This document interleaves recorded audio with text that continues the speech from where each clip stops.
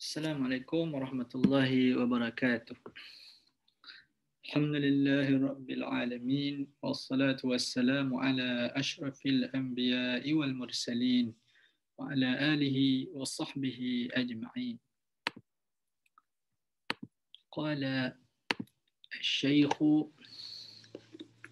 al-syarihu Muhammad Al-Shirbini Al-Khatibu rahimahullahu ta'ala.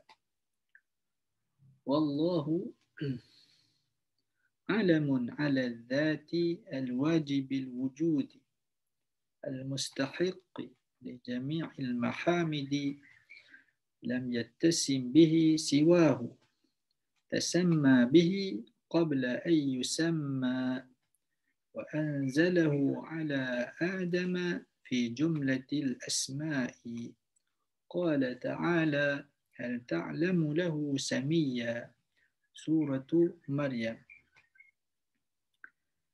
أي هل تعلم أحدا سمي الله غير الله وأصله إله كإمام أو كإمام ثم أدخلوا عليه الألف واللام ثم هذفت الهمزة الثانية طلبا للخفة ونقلت حركتها إلى اللام فصار الإله بلامين متحركين ثم سكنت الأولى وأدغمت في الثانية للتسهيل والإله في الأصل يقع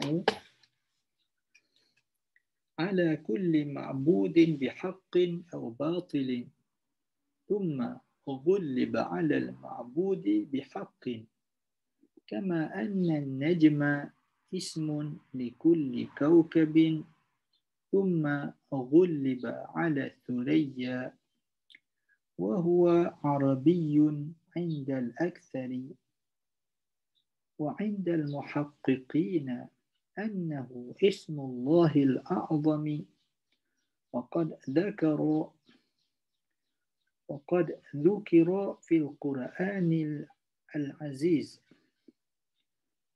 في 2360 موضعا واختار النووي رحمه الله تعالى تبعا لجماعة أنه الحي القيوم قال ولذلك لم يذكر في القرآن إلا في 3 مواضع في البقرة وآل عمران وطه.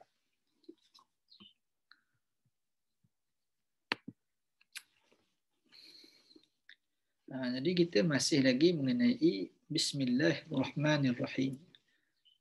Jadi ini disebut oleh tuan pada matan Syekh Abu Syuja', dia mubasmilun, dia berbismillah, dia bismillah. Jadi ini tentang bismillah, selesai tentang bismi sampai pada Allah. Allah, baik, Allah. Allahu wallahu, dan Allah itu. Jadi wawu lil isti'naf, waw isti'nafiyah, waw untuk memulakan ayat. Waw. Bukan waw qasam ni, bukan waw apa nama sumpah lah, itu wallahi baris bawah. Wallahi demi Allah. Ini waw al-isti'nafiyah atau waw lil isti'naf. Waw untuk memulakan ayat yang baru. Dalam bahasa Arab waw ini dan dan. Mula-mula pun boleh cakap dan. Bukan mesti ada ayat lain yang baru dan. Itu waw al-isti'naf. Mula ayat baru. Wallahu, dan Allah pula. Makna Allah di dalam Bismillahirrahmanirrahim. Alamun ala dhati al-wajibil wujud. Adalah alam. Alam ni kalau terjemah bahasa Melayu kita maknanya nama. Macam nama Muhammad, nama Ali, nama kampung, Kuala Lumpur, nama bandar, nama khas. Kita panggil kata nama khas yang diberi nama. Okey, itu alamun. Bukan alamun. Alam itu alam yang luas tu alam masih wallah. Ini alamun pendek Alamun ini maknanya nama khas. Jadi dia termasuk dalam senarai makrifah lah ni. Al-alam. Jadi al-alam satu nama khas ala dzati di atas suatu zat. Di atas suatu zat. Zat yang mana? Zat al-wajib al-wujud. Suatu zat yang wajib pada wujudnya. Zat itu mesti ada. Al-mustahiqi di jami'il mahamid. Dan zat itu ialah yang berhak untuk menerima semua bentuk kepujian. Al-mahamid maknanya kepujian.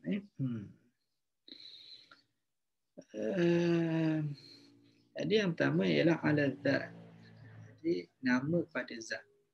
Jadi zat ini maksudnya ialah az-zat al-ilahiyah, zat Tuhan. Apa makna zat? Jadi kalau dalam bidang usuluddin panjanglah perbahasan dia tentang zat.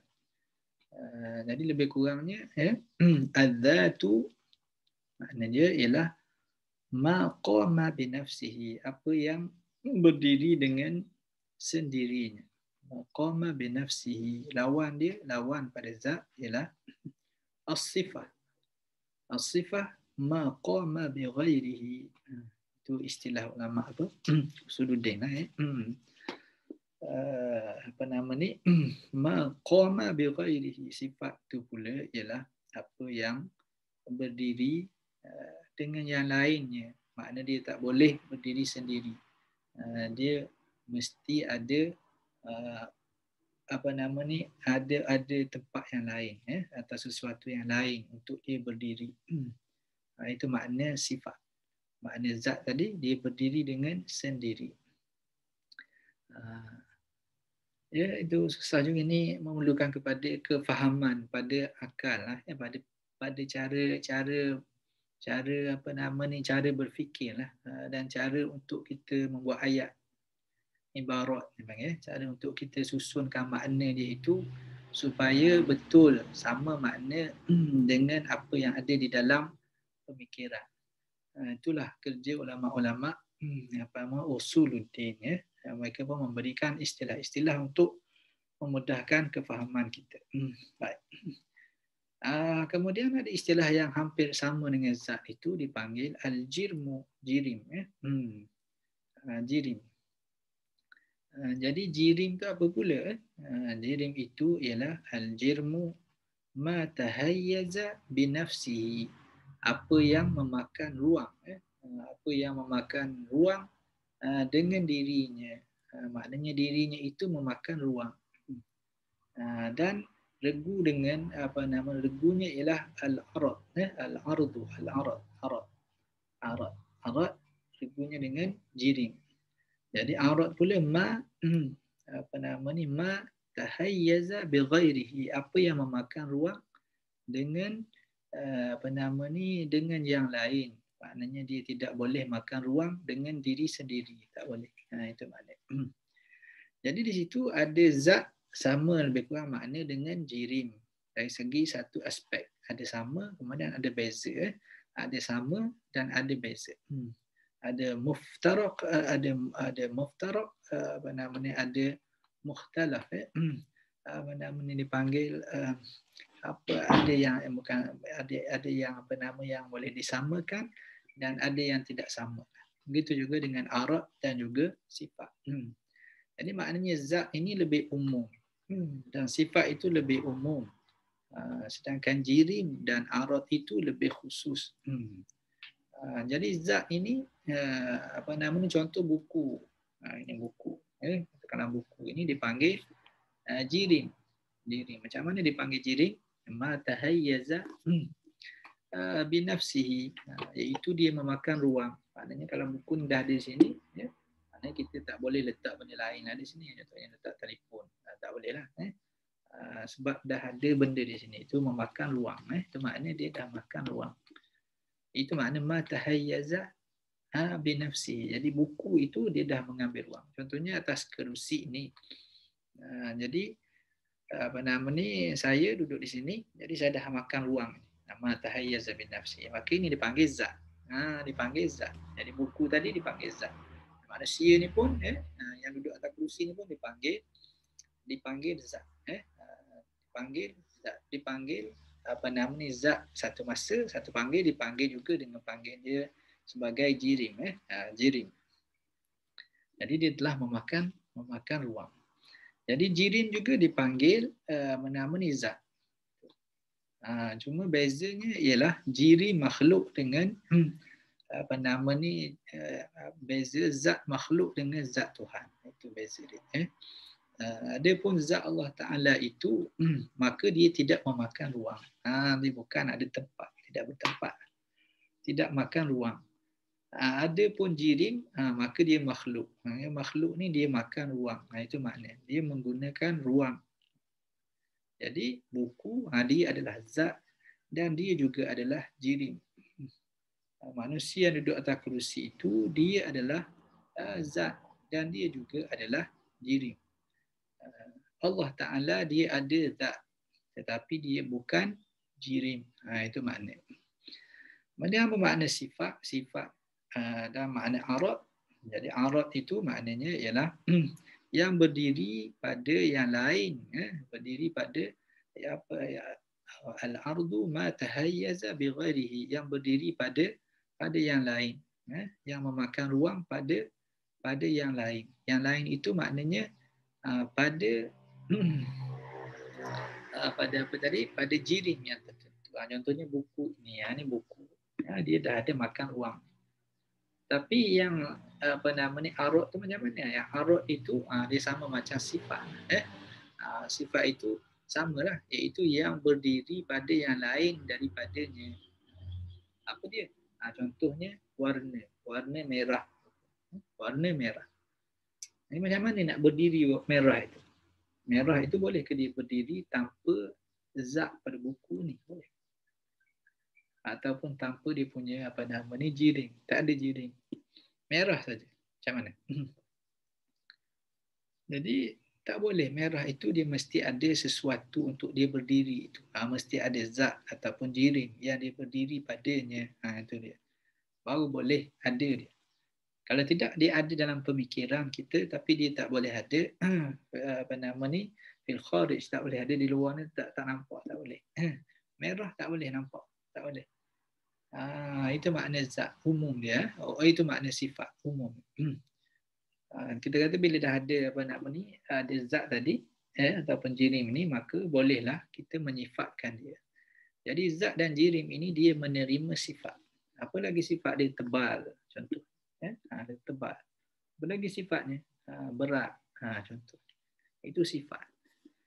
Betul juga manusia, contoh hari ni merah juga pakai. Itu apa yang merah itu? Baju. Baju itu merah. Baju itu dia memakan ruang. Di sini itu dipanggil zat ataupun jirim. Zat dan juga jirim. Boleh.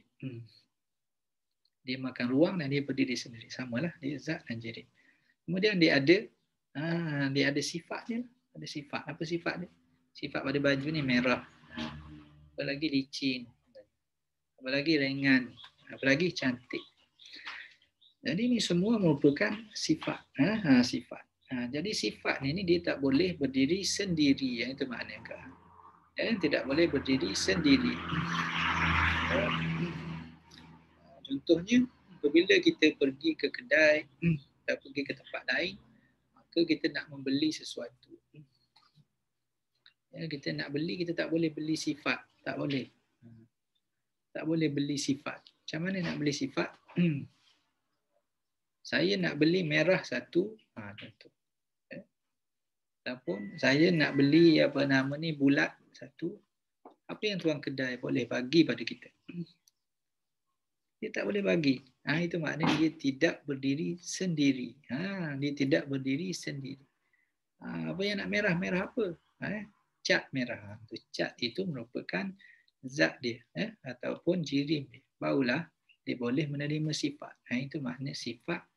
Dia tidak boleh berdiri sendiri. Jadi itu maknanya zat ini dan sifat umum. Yang lebih khusus ialah jirim, ialah untuk makhluk. Makhluk lain daripada dia zat, dia dalam bentuk berjirim. Arad pada makhluk juga, maka dia dipanggil arad, sifat pada makhluk.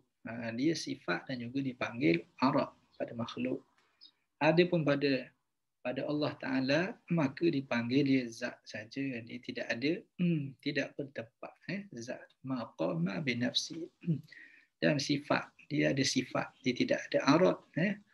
Tidak ada arad. Sifat Allah Ta'ala azali, seperti zatnya azali. Itu maknanya. Itu perbahasan tu boleh dirujuk di dalam bidang ilmu usuluddin. Usuluddin. Itu makna zat. Nabi dia kata Allah itu adalah alamun li dhatin, alamun ala dhati. Satu nama pada suatu zat. Sesuatu zat. Zat tadilah. Zat maknanya nama ni yang boleh menerima sifat. Zat dengan makna yang boleh menerima sifat. Zat yang macam mana? Al-wajibi al-wujudi. Yang boleh menerima sifat. Sifat apa? Sifat wujud. Yang sifat wujud yang wajib wujud. Itu zat yang wajib pada wujud. Ya, zat yang wajib, maknanya zat tu mesti ada. Mesti ada. Al-wajib maknanya di sini wajib akli, bukan wajib apa nama ni? Wajib naqli ni. Wajib apa? Wajib akli. Dari segi hukum akal. Dari segi hukum akal. Zat ialah dari segi dalil naqli pun je juga. Tapi di sini maksudnya ialah al-wajib al-wujud. Itu dari segi hukum akalnya. Segi hukum akal. Hukum akal ni ada juga yang sampai ke tahap qat'i. Ni qat'i ni. Qat'i. Iaitu zat yang mesti ada. Al-wajib al-wujud. Jadi yang wajib ada itu dipanggil sifat. Dipanggil sifat kepada zat tadilah. Yang wajib wujud. Macam mana wajib wujud itu? Wajib wujud. Macam mana? Itu kerana akal tidak dapat berfikir, tidak boleh menerima, tidak boleh menerima al-wajib ma la yutasawwaru adamuhu, apa yang tidak dapat digambarkan ketiadaannya. Tidak tergambar pada akal, tidak ada, tak boleh terbayang. Maknanya Tuhan, maknanya Tuhan kalau tidak ada Tuhan, tidak boleh terbayang pada akal. Jadi az-zat ini maknanya zat Tuhan. Zat itu makna Tuhan. Zat Tuhan. Zat Tuhan yang wajib ada, mesti ada. Macam mana dia jadi mesti ada? Kita mungkin al-wujud. Kita boleh jadi ada, boleh jadi tak ada, boleh. Allah Ta'ala dia mesti ada. Mesti ada pada akal. Macam mana? Jadi pada akalnya dia tak dapat terima. Kalau kita kata tidak ada Tuhan yang wajib ada, tidak ada Tuhan, akal pening, tak boleh terima. Kalau kata manusia tak ada, akal dia boleh terima. Kalau dalam dunia ni tak ada laut, boleh terima lagi. Tak ada bumi, boleh terima. Tak ada lori, boleh terima lagi. Tak ada ustaz, boleh terima lagi. Tak ada Tuhan. Jadi akal tidak boleh terima. Macam mana dia tak boleh terima? Kalau tak ada Tuhan, macam mana nak jadi bumi? Macam mana nak jadi manusia? Macam mana nak jadi akal saya yang berfikir, mulut saya yang bercakap ini? Macam mana? Siapa yang buat? Bukan dia terjadi sendiri yang itu sebab. Mestilah ada Tuhan yang maha berkuasa. Dia yang buat. Kerana saya tidak buat diri saya sendiri. Alam ini dia tidak buat dirinya sendiri. Mesti ada yang buat dia, yang sangat berkuasa. Siapa dia? Itulah dipanggil al-wajib al-wujud. Zat al-wajib al-wujud. Suatu zat yang mesti ada. Suatu zat yang wajib wujudnya. Kalau dia tidak ada, maka tidak menasabah yang lain ada. Itu dia. Tapi yang lain ada, saya ada, semua ada. Ini menunjukkan dia ada. Gitu. Kalau sekiranya dia tak ada, maka akal pening. Tak boleh fikir. Macam mana semua ada? Tuhan tak ada. Itu makna al-wajib al-wujud. Al-wajib al-wajib al-wujud. Yang wajib ada wujudnya. Ada pun yang lain macam kita ni mungkin ya. Duduk pada mungkin. Duduk pada mungkin al-wujud. Wujud kita itu mungkin. Harus saja. Ada juga yang mustahil. Mustahil al-wujud. Apa dia? Contohnya, ada Tuhan yang lain daripada Allah Ta'ala. Itu mustahil pada wujud. Mustahil. Ada Tuhan lain. Dari segi akalnya, kita boleh fikirlah ada Tuhan lain. Tapi ada ke tak ada? Mustahil. Tak boleh terima. Kalau ada Tuhan yang lain juga, maknanya macam mana? Yang maknanya ada 2 Tuhan. Ada 3 Tuhan. Ada banyak Tuhan. Jadi bila banyak Tuhan, apa yang terjadi? Akan bergaduh sama Tuhan. Nak buat bumi ni bulat ke, berpetak ke, segitiga ke, macam mana. Jadi dia akan bergaduh. Kalau bergaduh begitu, maka jadi tak lagi bumi ni. Maka tak jadi lagi. Tapi bumi dah terjadi, menunjukkan dah selesai bergaduh. Kalau ada 3. Kalau selesai bergaduh, kalau dengan sebab bergaduh dulu, ada Tuhan lain dulu, bergaduh, maka ada satu Tuhan yang menang. Tuhan yang kalah itu bukan Tuhan lah. Itu makna dia. Jadi tak menasabah. Tak menasabah. Oleh kerana itu, Tuhan itu tidak berbilang-bilang. Oleh kerana itu, mustahil. Pada akalnya, mustahilul wujud. Mustahilul wujud. Mustahil pada wujud, ada Tuhan yang lain. Ada pun manusia, ada pun makhluk yang banyak ini, semua sekali adalah mungkin. Harus pada Allah Ta'ala mengadakannya atau meniadakannya. Kalau dia tidak ada, tak apa. Boleh. Itu dia. Itu makna mungkin. Mungkin pada adanya. Allah Ta'ala itu wajib pada adanya, pada akal. Tak boleh terima bahawa Allah Ta'ala tidak ada. Tidak boleh terima bahawa Tuhan tidak ada. Ini Tuhan. Tuhan. Tuhan itu tidak ada. Baik. Kemudian Tuhan itu ada Tuhan. Makna Tuhan itu ialah yang disembah. Yang menjadikan, kemudian yang disembah. Yang menjadikan alam. Itu satu. Kemudian disembah dia. Baik. Wallahu alamun ala dhati al-wajib al-wujudi al-mustahiqi li jami'i al-mahamidi. Al-mustahiq maknanya yang layak. Ahlun, yang layak. Li jami'il mahamid, kepada segala bentuk kepujian. Maknanya dialah yang mencipta orang kaya. Orang kaya pun memberi zakat. Orang kaya pun memberi bantuan apa semua sekali. Maka dialah Allah Ta'ala lah yang layak dipuji. Allah Ta'ala lah yang mencipta harta. Dialah yang mencipta makanan. Dialah yang mencipta semua sekali. Maka kalau ada nikmat pada semua sekali itu, maka semuanya balik kepada Allah Subhanahu Wa Ta'ala. Lain daripada dia adalah Tuhan yang maha sempurna. Kesempurnaan dia itu melayakkan dia untuk dipuji. Itu kita bahas dalam Alhamdulillah dahulu. Alhamdulillah. Jadi Allah itu dia kata nama. Alamun itu nama. Itu nama dia. Jadi dari segi akalnya kita dapat tahu ada Tuhan atau tak ada Tuhan. Dari segi akal.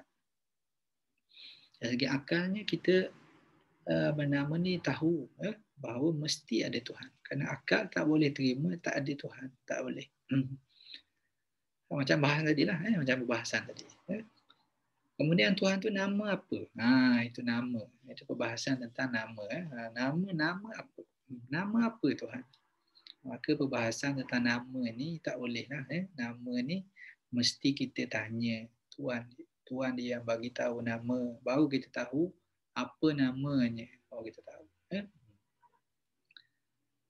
Diberi contoh oleh Baba sepanjang. Hafizahullah Ta'ala Ismail sepanjang Al-Syekh Ismail sepanjang Al-Fattani Hafizahullah Ta'ala bagi contoh. Nak tahu nama nama. Orang lalu di depan rumah kita ataupun lalu di depan nama ni masjid kita tak tahu nama ni. Tanya kawan kita apa nama dia ni? Apa nama dia ni? Kita tanya. Semua orang tak tahu. Tak apalah, malam ni kita mesyuarat. Kita bincang apa nama orang yang lalu depan masjid tadi. Malam pun bincang lah, mesyuarat. Apa nama orang yang lalu tadi? Siapa yang boleh sampai pada jawapan? Tak boleh sampai pada jawapan. Tak boleh mesyuarat begitu, tak boleh fikir-fikir begitu, tak boleh pada nama tak boleh.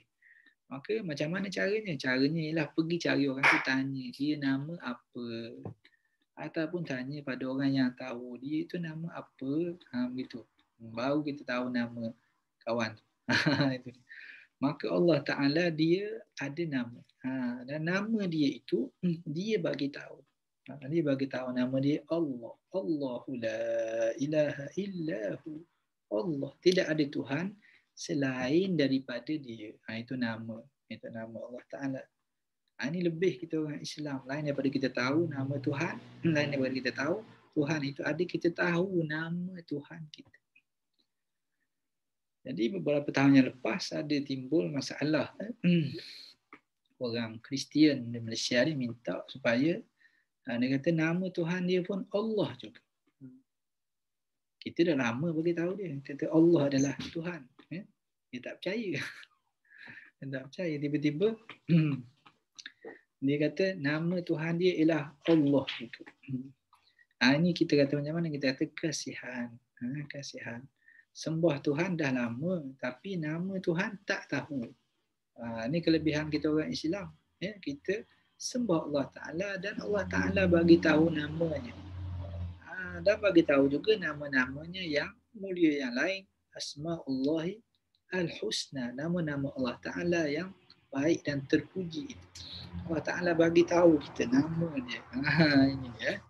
Allah Ta'ala bagi tahu nama dia. Nama Allah Ta'ala. Jadi orang Kristian tadi tak tahu nama. Akhirnya berebut nama dengan nama Tuhan orang lain.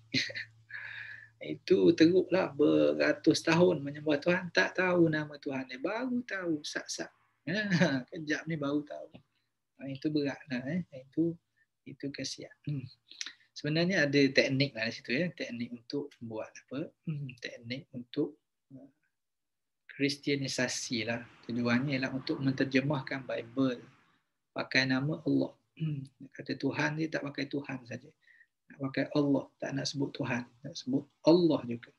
Tujuannya untuk mengelirukan orang Islam. Itu.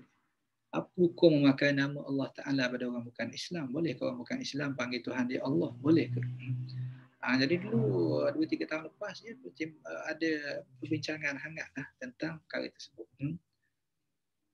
Jadi Syekh Abdul Hadi, Tok Guru Haji Abdul Hadi awal berpandangan bahawa Allah, orang musyrikin boleh guna nama Allah. Pasal dalam Quran menyebut orang musyrikin Mekah guna nama Allah Ta'ala.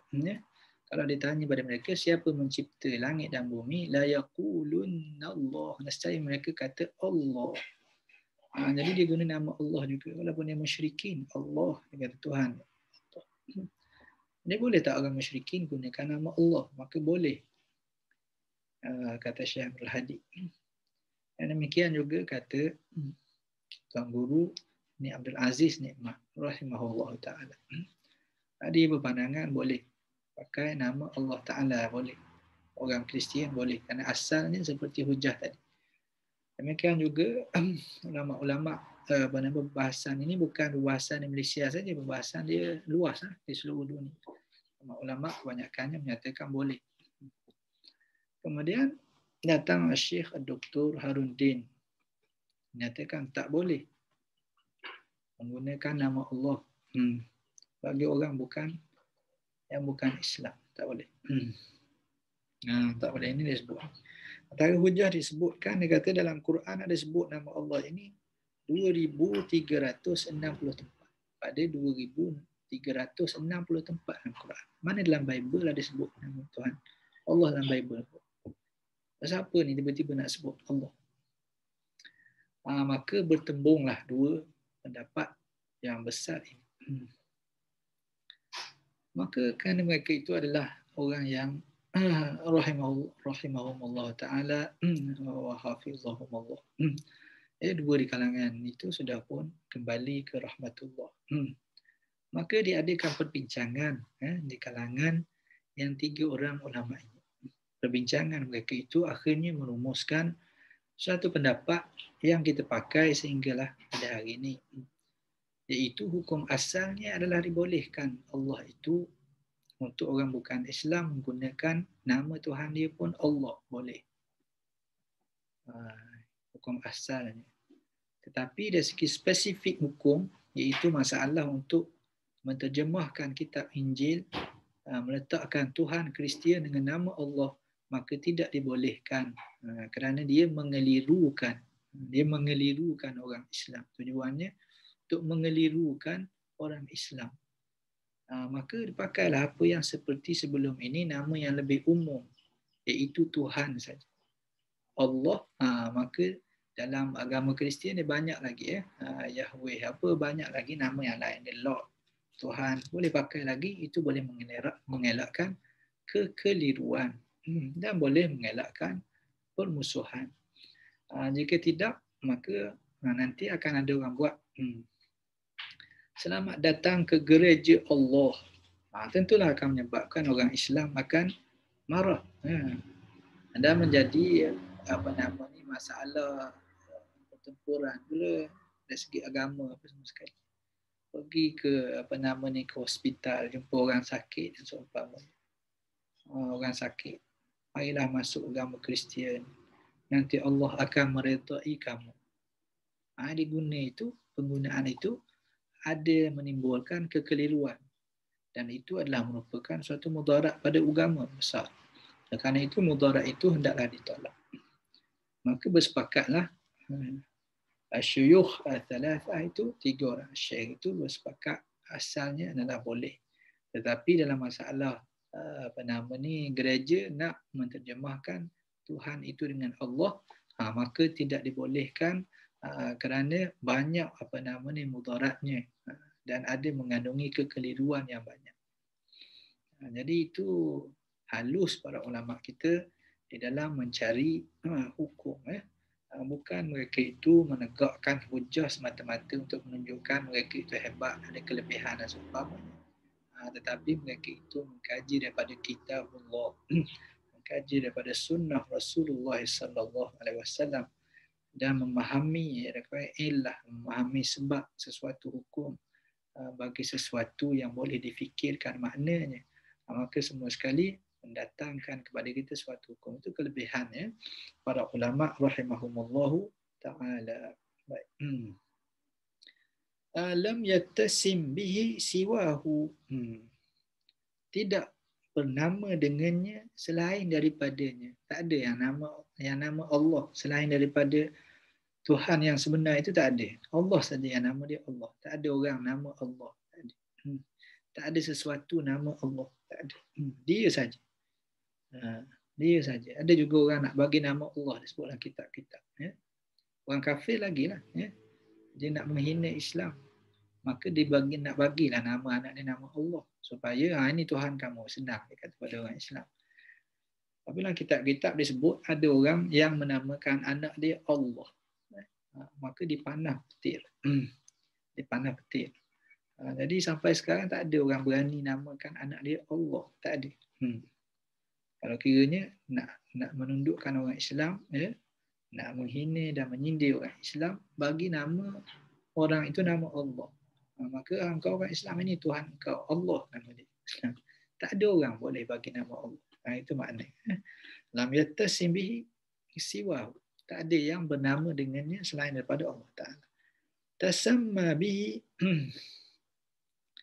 qabla ay yusamma. Bernama dengannya, dengan Allah itu qabla ay yusamma, sebelum daripada dia diberikan nama oleh orang lain, sebelum dia dinamakan. Itulah juga dikata pada baqi asma Allahi al-husna, pada nama-nama Allah Ta'ala yang mulia yang lain, Allah Ta'ala dah bernama begitu. Nama dia Ar-Rahman, Ar-Rahim, sebelum ada makhluk. Itu dah nama. Sebelum orang bagi nama dia yang maha berkuasa, belum lagi. Al-Qadir, belum lagi. Tapi dia sudah bernama. Itu dipanggil Qadim. Nama Allah Ta'ala itu Qadim, seperti seperti sifatnya. Sifatnya itu qadim seperti zat. Ada sifat dan nama Allah Ta'ala qadim seperti zatnya juga yang qadim. Itu makna tasamma bihi qabla ayyusamma. Wa anzalahu ala Adama fi jumlatin minal asma'i. Qala ta'ala. Okey. Jadi sampai di sini dahulu. Yang ini kita sambung insya-Allah sekali lagi ya. Jadi panjang sikit di sini. Sepatutnya kita nak baca habis satu perenggan tadi. Tak apalah ya. Kita sambung insya-Allah pada sekiranya ada ruang masa yang lain. Qul qawli hadza wa astaghfirullahal azim li wa lakum. Wassalamualaikum warahmatullahi wabarakatuh.